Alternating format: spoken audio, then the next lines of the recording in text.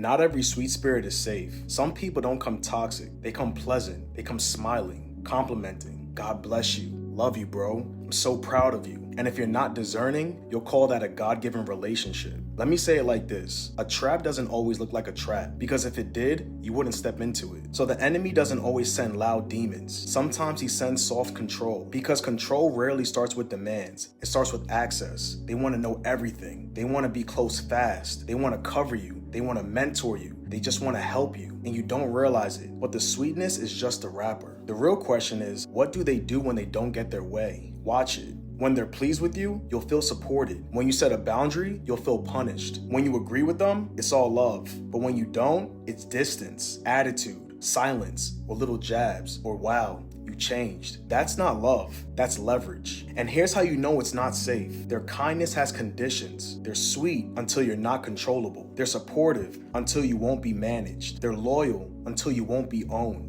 And a lot of you think you're dealing with a person issue, but sometimes it's bigger than that. Because Jezebel doesn't always show up looking sexy. Sometimes it shows up spiritual. It doesn't seduce you with a body. It seduces you with a bond. It wants a seat in your decisions. It wants control and power in your life. It wants to shape your direction without being accountable to God. Let me give you a simple test. If their presence makes you feel confused, pressured, or guilty for having boundaries, that's not peace, and God is not the author of confusion. Also, watch how they talk about other people. If they're always discerning everyone else, if they're always the victim, if every story has a villain, if they always have a reason why they're misunderstood, you're not hearing maturity, you're hearing manipulation with church words. Here's the truth. Real love doesn't need control to feel secure. Real covering doesn't compete with God's voice. Real kingdom relationships don't make you smaller, they make you cleaner. So don't be impressed by sweetness, be impressed by fruit. Do they have humility? Do they honor your boundaries? Do they carry peace? Do they submit to God when nobody's watching? Because the enemy can imitate a smile, he can imitate a compliment, he can imitate charisma, but he cannot imitate consistent fruit forever. So if you've been feeling that check in your spirit, stop ignoring it. Stop calling discernment overthinking. Not every sweet spirit is safe. Protect your peace and your calling. And don't let flattery buy access in your life.